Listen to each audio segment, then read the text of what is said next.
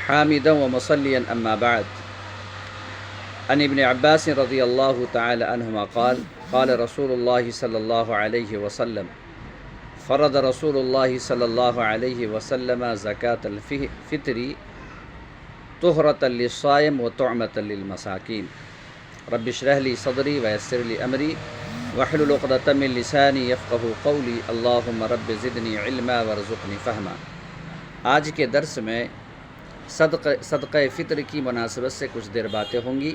اللہ تعالیٰ سے دعا ہے کہ اللہ العالمین تو مجھے کہنے کے ساتھ ساتھ عمل کرنے کی توفیق عطا فرما، اور ہم تمام سامعین کو، سننے والوں کو سننے کے ساتھ ساتھ عمل کرنے کی توفیق عطا فرما. یہ صدقہ فطر کیا ہے؟ صدقہ فطر فرض ہے، اور صدقہ فطر کیوں نکالتے ہیں، اس کی علت کیا ہے، سبب کیا ہے، اس کا فائدہ کیا ہے؟ تو نبی کریم صلی اللہ علیہ وسلم نے بیان فرمایا کہ روزہ رکھنے میں بہت ساری کمیاں اور کوتاہی ہو جاتی ہے، بہت زیادہ پابندی عائد کرنے کے بعد بھی. تو اگر کوئی صدقہ فطر نکالتا ہے تو اس صدقہ فطر کی وجہ سے وہ کمی اور بیشی دور ہو جاتی ہے. جیسا کہ حضرت ابن عباس رضی اللہ تعالیٰ عنہما بیان فرماتے ہیں کہ نبی کریم صلی اللہ علیہ وسلم نے بیان فرمایا کہ فرض رسول اللہ صلی اللہ علیہ وسلم، آپ صلی اللہ علیہ وسلم نے صدقہ فطر کو فرض قرار دیا. اس کا مقصد کیا ہے؟ طہرۃ للصائم، روزے کے اندر جو کمی بیشی رہ گئی وہ کمی بیشی دور ہو جاتی ہے. وہ طعمۃ للمساکین، اور دوسرا فائدہ کیا ہے؟ مسکینوں کا کھانے کا سبب بنے گا. تو اس کی علت سمجھ میں آ گئی کہ روزہ میں کمی اور بیشی دور ہو جاتی ہے. اس کا وقت کب سے کب ہے؟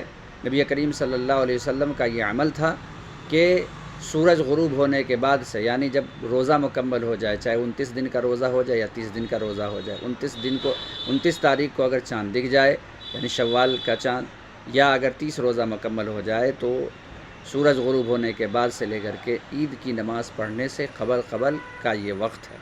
لیکن حضرت ابن عمر رضی اللہ تعالی عنہما سے کا اثر یہ ہے کہ وہ آپ جو ہے 1-2 دن پہلے بھی نکال دیا کیا کرتے. تو اگر کوئی 1-2 دن پہلے بھی نکالتا ہے تو اس میں کوئی حرج نہیں ہے، جیسا کہ صحابی رسول حضرت عبداللہ ابن عمر رضی اللہ تعالی عنہما نکالا کیا کرتے تھے. صدقہ فطر جو ہے ہر آزاد کی طرف سے ہے، ہر غلام کی طرف سے ہے، ہر مذکر کی طرف سے ہے، ہر مؤنث کی طرف سے ہے، ہر بڑے کی طرف سے ہے، ہر چھوٹے کی طرف سے ہے. یہ نہیں کہ جس کے اوپر روزہ فرض ہوا ہے اسی کی طرف سے نہیں، بلکہ آزاد کی طرف سے، غلام کی طرف سے، ہر مرد کی طرف سے، عورت کی طرف سے، اگر چھوٹا ہے اور بڑا ہے اس کی طرف سے. یہاں تک کہ عید کی شب میں اگر کوئی بچہ پیدا ہوتا ہے یا بچی پیدا ہوتی ہے تو اس کی طرف سے بھی نکالا جا سکتا ہے.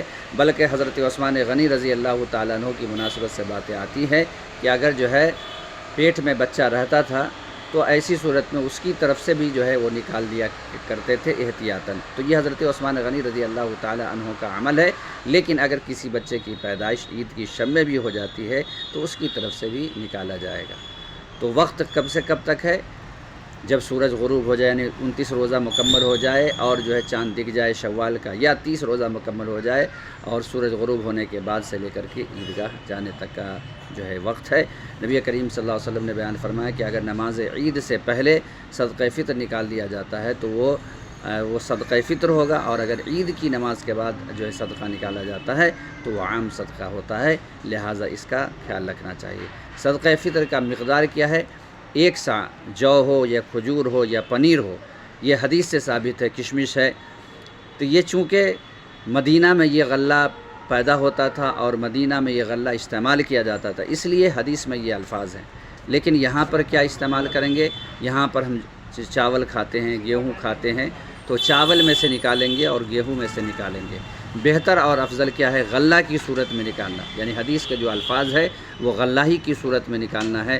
جبکہ نبی کریم صلی اللہ علیہ وسلم کے زمانے میں درہم اور دینار موجود تھا، لیکن درہم و دینار کا ثبوت نہیں ملتا ہے. افضل اور بہتر یہ ہے کہ غلہ میں سے نکالنا ہے، افضل اور غلہ میں سے نکالنا ہے. قیمت کی یعنی کی شرح میں بہت سارے علماء کرام کا اختلاف ہے. بعض علماء گئے اس بات کی طرف، لیکن بہتر اولا اور افضل کیا ہے؟ غلہ کا نکالنا ہے. لیکن چونکہ ہمارے یہاں رائج ہو گیا غلہ، اور بہت سارے لوگ یہ کہتے ہیں کہ بھائی فقیر نہیں لے گا، غریب نہیں لے گا، تو اس کے مزاج کو جو ہے بنایا جائے اور کہا جائے کہ بھائی نبی کریم صلی اللہ علیہ وسلم کی سنت یہی ہے، بہتر یہی ہے، یہ مزاج جو بن گیا ہے چند سالوں سے رقم دینے کی وجہ سے، تو یہ مزاج جو ہے خراب ہو گیا ہے، لہٰذا جو مزاج میں جو یہ خرابی آ گئی اس کو دور کرنے کی ضرورت ہے۔ تو یہ آپ کے سامنے صدقہ فطر کی مناسبت سے کچھ باتیں آ گئیں۔ اللہ تبارک و تعالی سے دعا ہے کہ اللہ العالمین تو ہمیں مکمل طور پر روزہ رکھنے کی توفیق عطا فرما، جو کمی اور بیشی اس کو دور کرنے کی توفیق عطا فرما۔ تقبل یا رب العالمین، سبحانک اللہم بحمدک، اشہد ان لا الہ الا انت، استغفرک و اتوب الیک۔ آپ لوگوں سے گزارش ہے کہ چینل کو سبسکرائب کرنا نہ بھولیں۔ السلام علیکم ورحمۃ اللہ وبرکاتہ۔